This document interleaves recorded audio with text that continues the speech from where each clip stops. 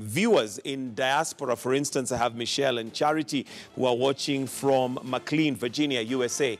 And at this point, I want to possibly hand over to Michelle Ngele, who is going to also just look at the analysis with panelists that we have. Remember, security is, well, one of those issues that was thought to, well, Kenyans wanted to know whether it's going to be a secure process. So far, we have not seen any skirmishes, apart from Kibra, where we saw fires lit and road blocked, but no incidences so far, and we are keeping an eye on that. For now, handing over to Michelle Ngele.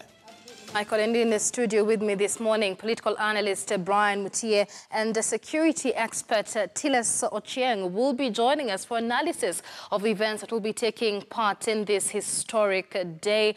Kenya's repeat presidential election amid an election boycott by opposition leader Raila Odinga, who has now termed the opposition outfit NASA, termed now as the National Resistance Movement as of yesterday. Gentlemen, many thanks for joining us on Kivumbi 2017.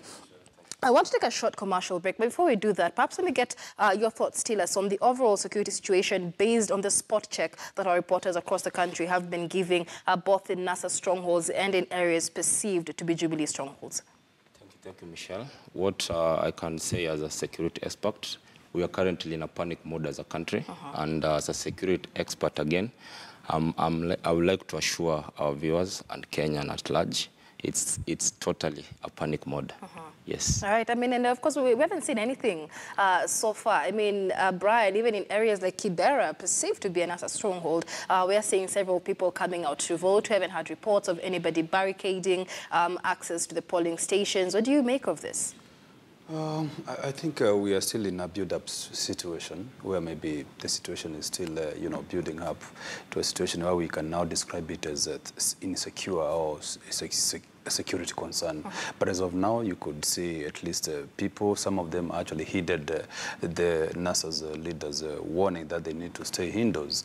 If it were not for that, I think it would have, the situation would have been quite different. But at least you can see in different parts of this country, most of the people are indoors. But if there is anything to go by, then I think we can expect a build-up from now. All right. Of course, we'll be having this conversation in a bit more detail with the political analyst Brian Mutie and the security expert Tilas Ochieng. After this short break, we'll be discussing security matters in the country. Security has been beefed up in areas perceived to be NASA strongholds, large deployment in areas of Kisumu, Nyanza, Migori, Homa Bay. Our reporters on the ground will be giving us more information on that, even as some areas seem to have scaled down security.